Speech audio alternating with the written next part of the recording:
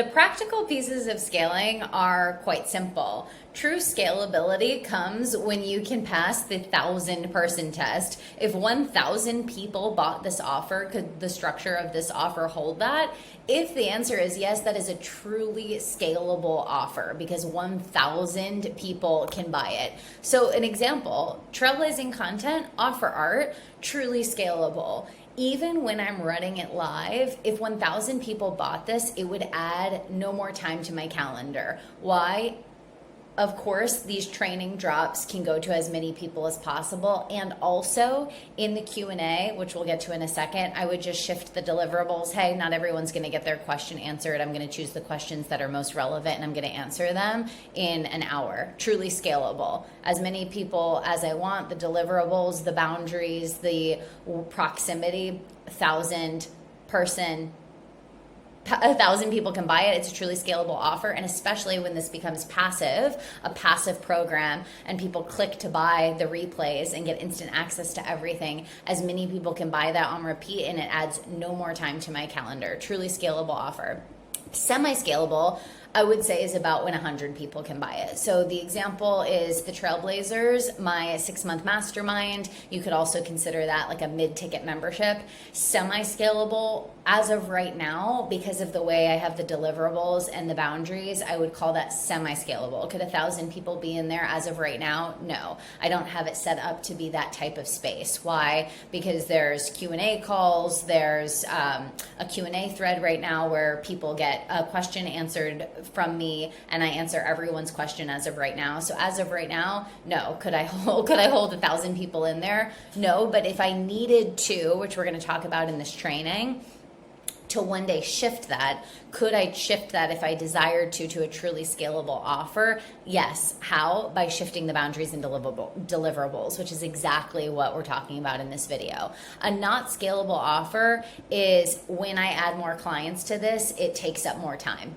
When more people buy this, it is more time for me. Example, Amplify Mastermind, not scalable. Why? Because everybody in Amplify Mastermind gets one-to-one messaging access as of right now to me. And so if I had 20 people in there, for me personally, that would feel overwhelming. So that would be way more of my time and it adds to my capacity by adding more people. That's not a scalable offer. So you have to look at your current offers and are they truly structured to be as scalable as you desire them to be so you can sell as many units as you desire to for that offer to hit your revenue goals. If you're capping your own income because your offer isn't scalable, you need to look at the deliverables and the boundaries in that offer and clean it up for scalability. So if someone handed you, if the universe handed you and you've been doing the work to go get in front of people, have a converting message and clients are buying on repeat,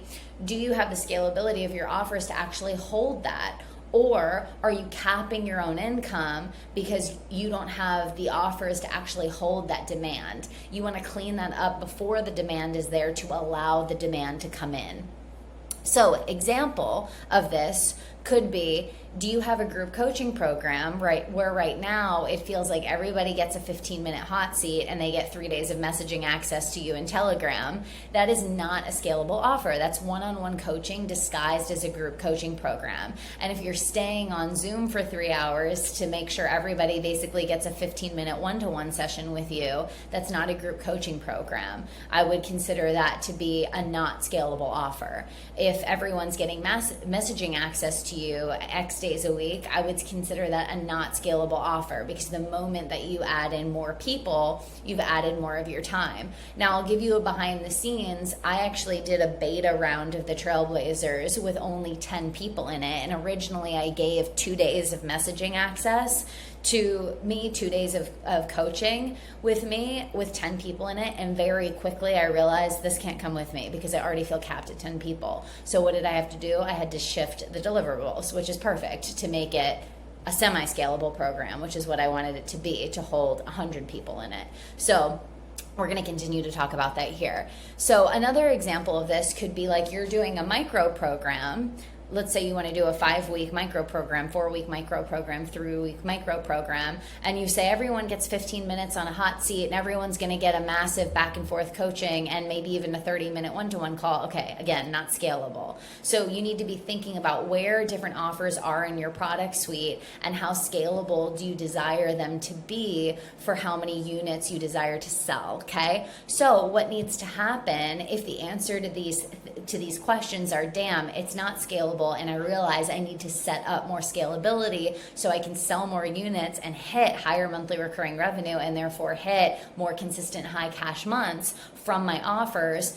These are cleanup options that you can do. So ways that you can shift the proximity of that offer to make it as scalable as you desire it to be. So an example of this might be, rather than it being more of a hot seat style call, when I think of hot seat style coaching, personally, I think of more mastermind style, where there's really a good lengthy back and forth with the coach, where everyone's really getting individualized attention on the call, and you may want to shift it to be more Q&A style. What's your question? Here's your answer. Quick, targeted, breakthrough, feel good, next person, where everyone might get about 3 to 5 minutes maybe of coaching. Yes? Okay. The other thing you can do as you're scaling is you could have things like questions being submitted beforehand. So for example, in a program like this, I have a Q&A thread where questions will be submitted in a Facebook group. I'm going to go live and just answer them, boom, boom, boom, boom, boom, boom, boom, which will allow much more questions to be answered more quickly rather than a back and forth Q&A style program. So this is the most scalable, this is more scalable, this is the least scalable, okay? Saying as a standard, maybe not everyone's going to get their question answered. So saying calls are going to be an hour or calls are going to be 90 minutes, not everyone's going to get their question answered. And by the way, that's an okay standard to set. I personally feel that it's masturbatory, sorry if that's crude, to be on Zoom calls for 3 hours so that everyone gets seen. And if you explain that to your clients and say, it's unhelpful, it's fake productive to be on here for 3 hours and act like we're moving the needle forward in X transformation when you could get what you needed in an hour and a half max. And in that other leftover hour and a half, 2 hours, you could have taken 2 needle moving moves in X transformation to get further along, and that would have been far more productive than sitting here pretending to be productive by being on Zoom for 3 hours. And if you explain that to your clients and that's what you believe, they'll go, that makes sense. Thanks for explaining that deliverable, which we're going to talk about in later trainings, having explanations behind why you're doing things the way you're doing so clients get it and are bought into that. You're good, okay? Not everyone gets a hot seat calls X and after X time. That's what I just said. Maybe only a few clients, this could be a way that you do it, are brought up for a hot seat and others observe the coaching. So I've seen people do this where they've got thousands of people in their programs, and the way that they do hot seat calls are, this is the topic, this is the focus. Only 3 to 5 people are going to get a hot seat, and we're going to do laser coaching on them for about 15, 20 minutes each, and everyone else is going to have breakthroughs by just observing. You could do it that way. You could do a Q&A broadcast thread. So rather than it being like back and forth coaching all day in X platform, like Voxer or Telegram or Slack or wherever you're hosting clients, you could have it be a thread where they ask questions and you just go in and answer all of the questions for an hour and then be done. Whereas back and forth coaching is like in and out and in and out, and it's this big back and forth that will take away some of the proximity but still allow a level of proximity that I would argue is semi-scalable.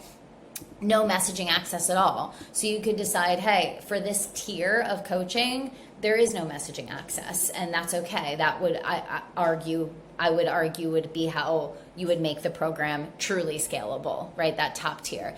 Another thing you could do is cohorts. So if you do feel like, it doesn't feel good to me to say not everyone gets a hot seat. I really want everyone to feel like their voice can be heard in my spaces.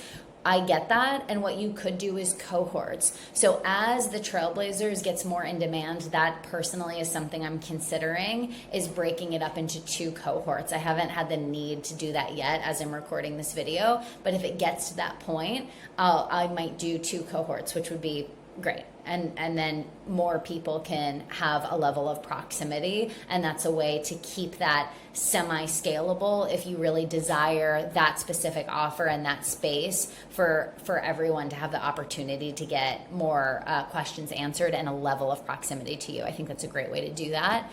Or you can just decide that there's no proximity for that offer. That would be how you make it truly scalable. Example, like truly scalable is something like this. I would consider this close to no proximity. We are doing a couple Q&A threads throughout, but I would consider this to the masses. I would consider this very scalable. And if the demand got, again, in the thousands, I would just say, not everyone's going to get their question answered, and all of a sudden it still stays very scalable, and it's very, very no to low proximity. Okay. When you decide to clean this up, hold the practical and energetic boundaries. Again, we talked about in this previous video, for the higher good of all. so that your impact can increase. Because if you constantly, again, this was in the last video, worry about, oh, but I feel like I need to give everyone proximity in order for them to get a result, that's going to hold back how big your business goes.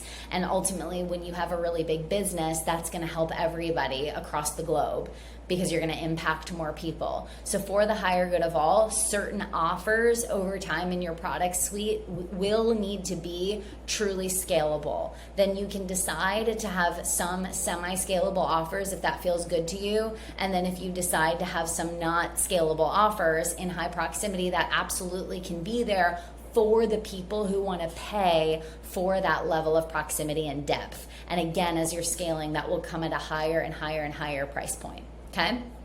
All right. So action step is list out your offers and the level of scalability. So what you have now, something like one-to-one coaching, obviously that's not scalable. Why? Because more people buy, that increases more capacity from you. Look at, is your group program actually scalable? And if it's not, what needs to shift? Is it actually semi-scalable? Could 100 people be in there? What needs to shift if it's not? Even things like I've seen people do, as an example, like fitness coaches. I've seen a lot of fitness coaches start memberships that are like, I'm doing live Zoom classes, and I would even look at, are you doing those in truly scalable ways? Because I imagine if you have something like a low ticket membership, the intention of that low ticket membership is designed to be truly scalable. So I would look at, are you still making that feel like a semi-scalable space where it feels like it would feel odd if there were 1,000 people in there?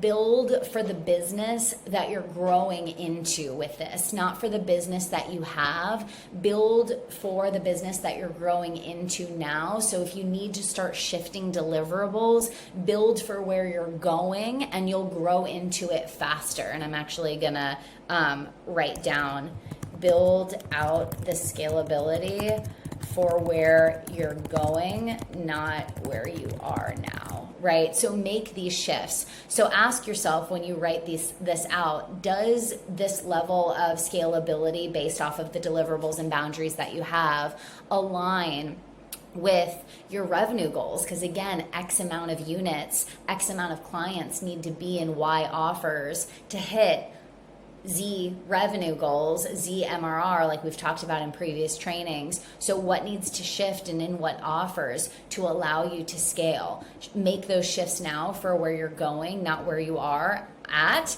and write down what deliverables and boundaries need to shift and share those realizations and those shifts in the Facebook group. And best of all, go make those shifts, go shift those deliverables, go shift those boundaries in the offers where shifts need to occur so that you can start setting your business model up for where you're going and grow into it.